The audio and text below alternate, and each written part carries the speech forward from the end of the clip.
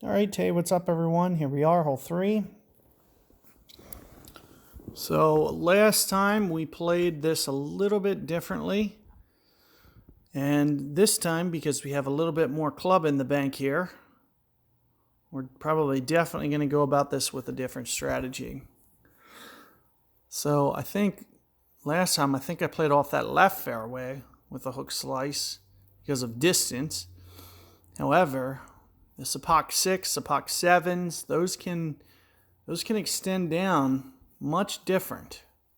So here you can see my opponent maybe doesn't look like he quite made it down there. Now, one of the things that you can do to increase the momentum of it getting down there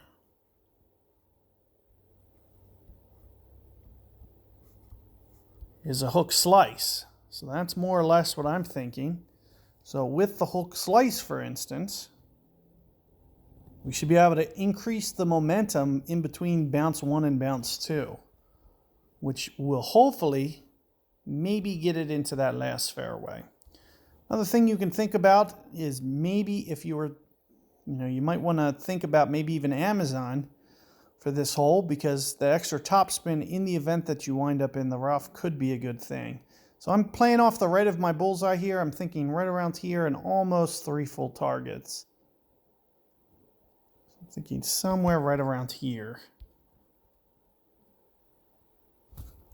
So you can see where I wound up, kind of on those rocks there. Let's just see. So far, so good. It looks like I almost ran out of fairway there. So that's something that I'm also going to have to worry about. Now, here's the good news. So my second bounce, you could see, was beyond where my opponent's total resting spot is. So even though I'm in the rough, I should be in enough range to reach the green.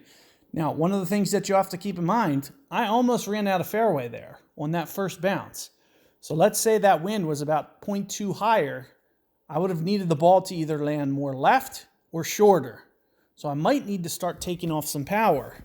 So that's something that you're going to have to consider if you try to do this. But this is going to be a very hard hole to be very consistent on. But you can see the extra momentum that I had by going hook slice. And that's one of the biggest reasons that I'd recommend maybe doing it that way, because my second bounce was beyond where my opponent's total resting spot was. What that means is I'm so much farther with him that maybe it doesn't even matter that I'm in the rough quite as much. So you can see that I can still get home here with full power, I believe. It's very close. It's probably going to require full power. We'll try to get the perfect amount of spin here. I'm thinking maybe about 3 bars. And I do think it's barely going to creep here. Barely. I mean barely. Because we have this headwind. So you want to be a little careful. What's that, 5 rings? At least 7, 8 rings. Somewhere in here. Maybe just a hair of curl. Not very much. Shouldn't need it. So let's see. It looks like it did just make it there. So not by much. And you can see I almost gave it a run. And it actually did come in just a wee bit too fast. I wanted to make sure I got it to the hole. And with the headwind, I wasn't sure how much it was actually going to kind of resist that. But I wanted to make sure it did get to the hole in the event that I was still able to maybe pocket that. Which, my adjustment was fairly good. You'd see it was going in the general direction. So you need to think about things like the wind effect, how much it's going to push, and then also the ring play. But you could see I barely was able to land on that fairway. So it almost clipped that rough. So a couple of yards less, I wouldn't have been able to get there.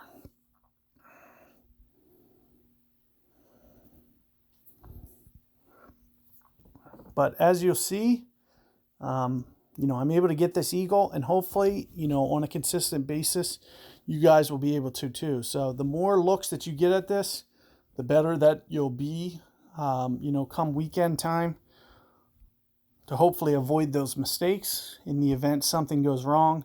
The more and more tee shots you see, and just try to, find something that you're having fairly consistent results with. So good luck here, and I'll see you guys on the next hole.